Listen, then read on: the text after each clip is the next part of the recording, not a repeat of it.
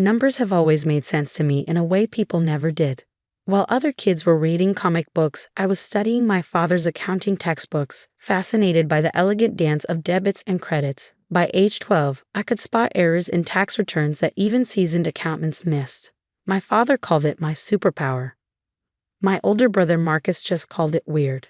There she goes again, buried in spreadsheets. He'd sneer whenever he caught me working on practice problems. Live a little, Emily. Nobody likes a human calculator. But I didn't care. Numbers were honest in a way humans weren't. They didn't play favorites or hide their true intentions behind fake smiles. 2 plus 2 would always equal 4, no matter how much you wished it didn't. That dedication led me to become a forensic accountant, specializing in fraud investigation. While Marcus followed in our father's footsteps, taking over his successful construction company and expanding it into a multi-million-dollar enterprise, I built my reputation methodically, one case at a time. My work wasn't flashy, but it was meaningful.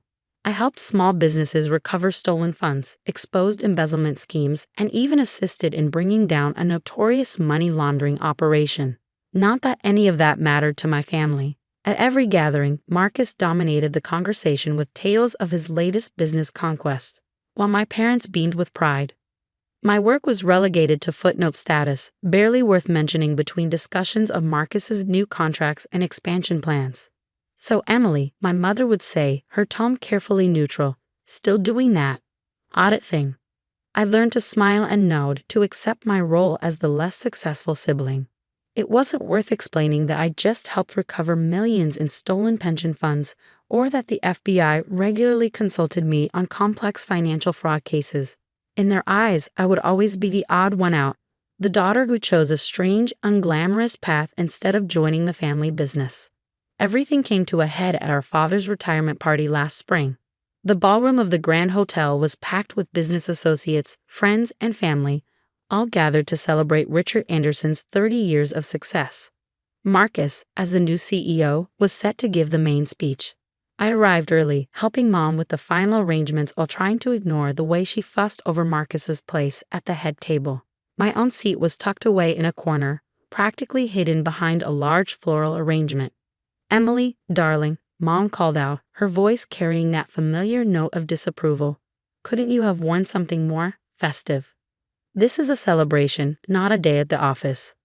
I glanced down at my charcoal gray pantsuit, chosen specifically because I had to head straight to court after the party for a major testimony. "I have work later, Mom." She sighed, that special sigh reserved for my many disappointments. "Of course you do. Heaven forbid you take one day off to properly celebrate your father's retirement." Before I could respond, Marcus swept in, commanding attention in his perfectly tailored Italian suit. "Mom, the place looks amazing." He kissed her cheek, then turned to me with that familiar smirk. "Hey there, little sister." Still rocking the auditor chick, I see.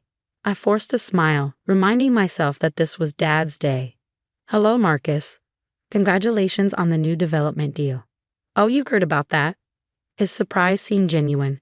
"Didn't think you kept up with actual business news, being so busy with your, what do you call it? Financial forensics." "Forensic accounting," I corrected, even though I knew he was perfectly aware of my job title. "And yes, I do read the business section occasionally." The party progressed predictably. Dad gave an emotional speech about building the company from nothing. Mom cried appropriately. And then it was Marcus's turn at the microphone. He started well enough, talking about our father's legacy and the future of Anderson Construction. But then 3 glasses of champagne in, he went off script. "You know," he said, swaying slightly, "Dad always taught us that success comes from taking risks, from thinking big. Some people," his eyes found mine in the crowd, "prefer to play it safe, to sit in dark offices counting other people's money, too afraid to get their hands dirty in real business." A murmur went through the crowd. Mom's smile became fixed, while Dad shifted uncomfortably in his seat. "Take my sister Emily, for example," Marcus continued, ignoring Dad's warning look. "She could have been part of something great, could have helped grow the family legacy. Instead, she chose to become a glorified accountant, spending her days nitpicking over receipts and bank statements." I sat perfectly still, my face carefully blank as he continued his drunken monologue. "I mean, what's the point? What real value does someone like that add to the world? At least real accountants help businesses grow. But forensic accounting, he laughed, the sound sharp and cruel. That's just a fancy term for professional tattletale. Absolutely useless in the real business world. The room had grown uncomfortably quiet. I could feel pitying glances from nearby tables, could see Mom's mortification and Dad's anger. But I didn't move, didn't react. I'd learned long ago that showing emotion only gave Marcus more ammunition. Marcus, Dad finally interrupted, his voice stern, that's enough. But Marcus was on a roll. No, Dad, it needs to be said. While I'm out there making real money, building real things, Emily's playing detective with spreadsheets. It's embarrassing. She's leaving. I finished for him, standing up smoothly. I'm leaving. Dad, congratulations again on your retirement. I'm sorry, but I have a court appearance I can't miss. I walked out with my head high, ignoring Mom's pleas to stay and Marcus's drunken calls of "see, can't even take a joke." I had a job to do, testimony to give that would help convict a man who'd stolen millions from his employees' pension fund. My work mattered, whether my family understood that or not. The next 3 months passed in a blur of cases and court appearances. I ignored calls from my parents, deleted Marcus's half-hearted apology text without reading it, and threw myself into my work. Then, on a rainy Tuesday morning in September, everything changed. The call came at 7:15 a.m., just as I was settling into my office with my first coffee of the day. Marcus's name flashed on my phone screen, and for a moment, I considered letting it go to voicemail. But something, instinct, maybe, or just years of ingrained big sister obligation, made me answer. Emily?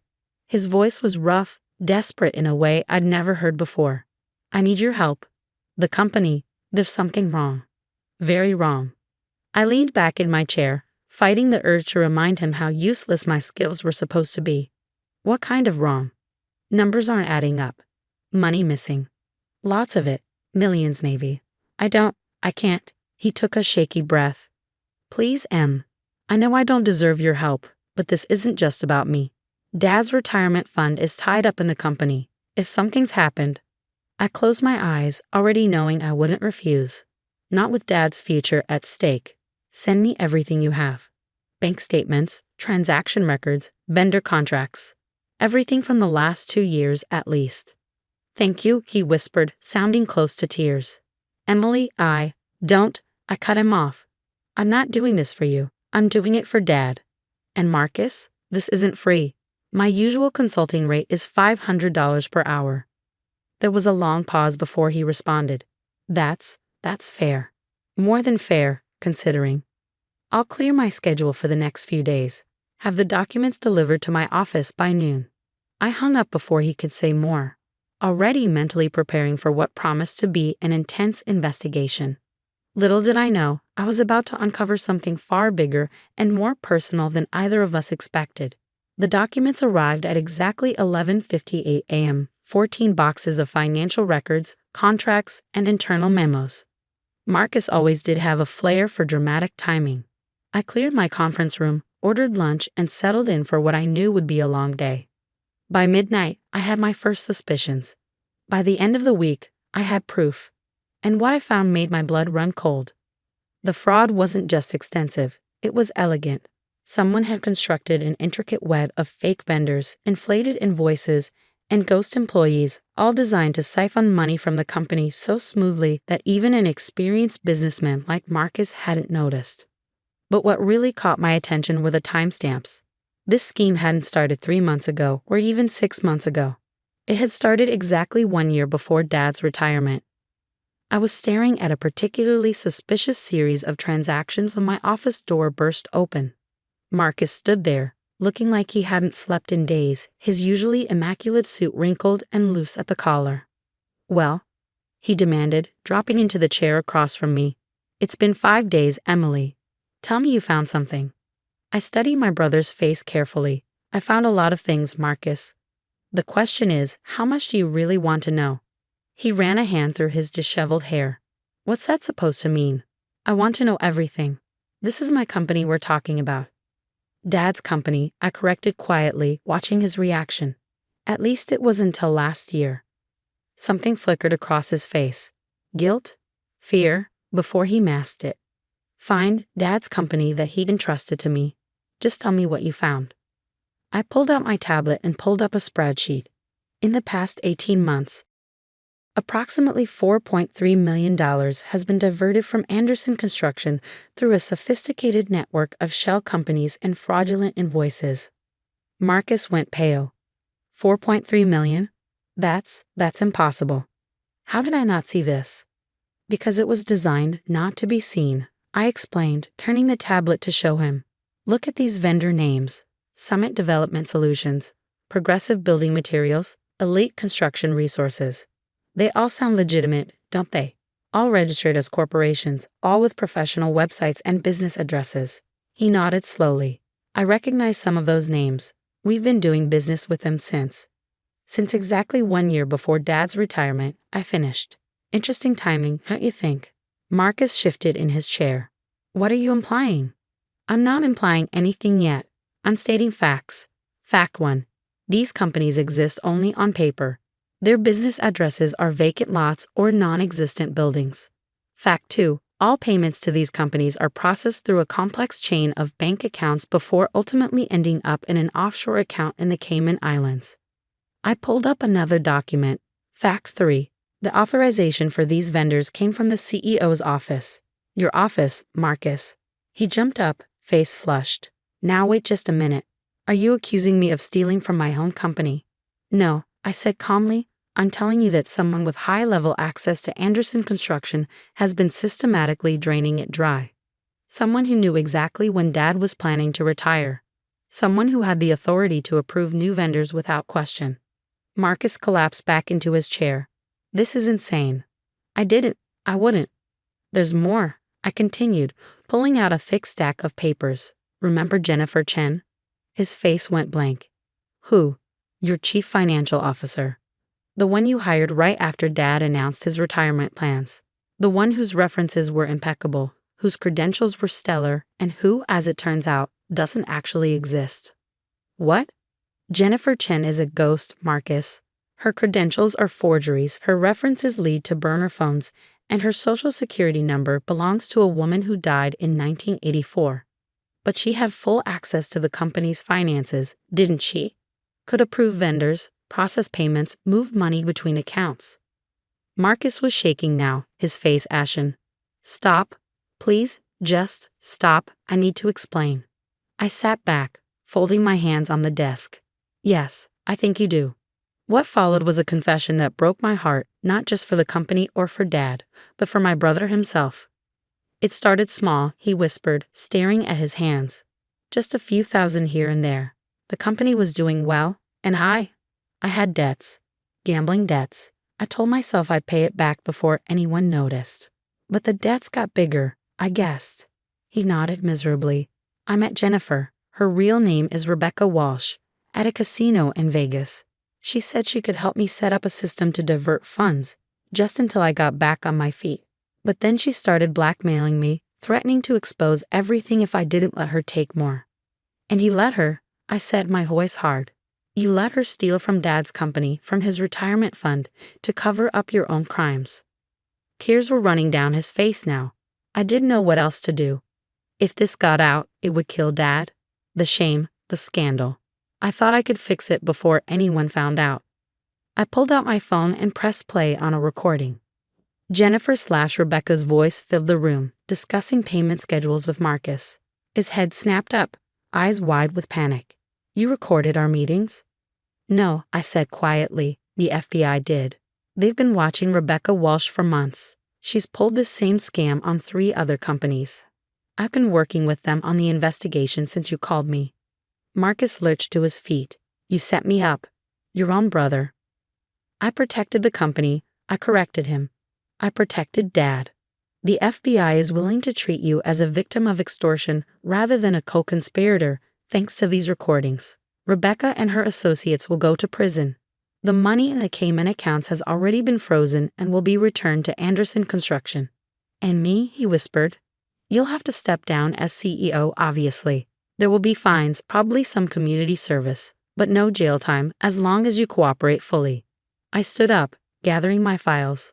Oh, and one more thing, you'll be paying back every penny you took, with interest. I've already drawn up a repayment schedule. It's quite aggressive, but then again, my rates are quite reasonable for a useless forensic accountant. The meeting with our parents the next day was one of the hardest things I've ever done.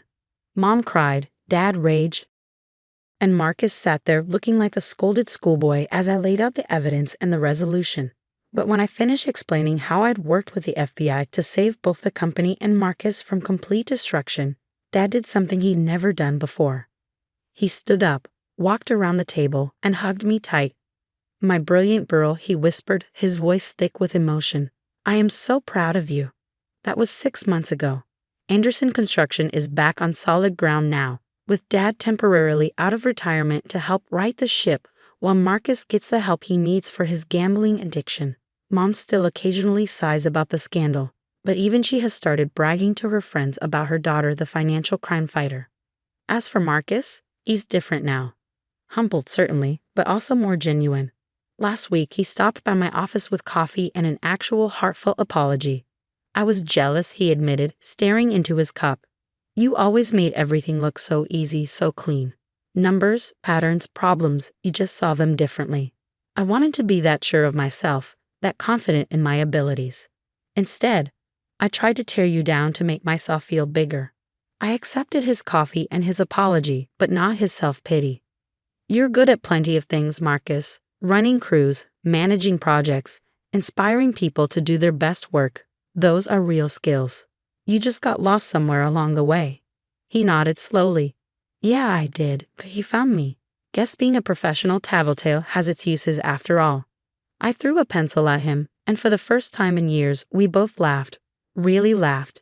Together. Yesterday, Dad called to ask if I consider taking on a permanent role at Anderson Construction, heading up a new compliance and audit department. We need your eyes, he said. Your way of seeing things. It's time this became a true family business with all our strengths working together. I haven't given him an answer yet. Part of me loves my independence, my reputation as a solo practitioner. But another part remembers that little girl with her father's accounting books, dreaming of working alongside her family. Maybe it's time for a new chapter. After all, numbers may not lie, but sometimes they do tell us when it's time for a change. In the end, that's the thing about family, like a complex equation.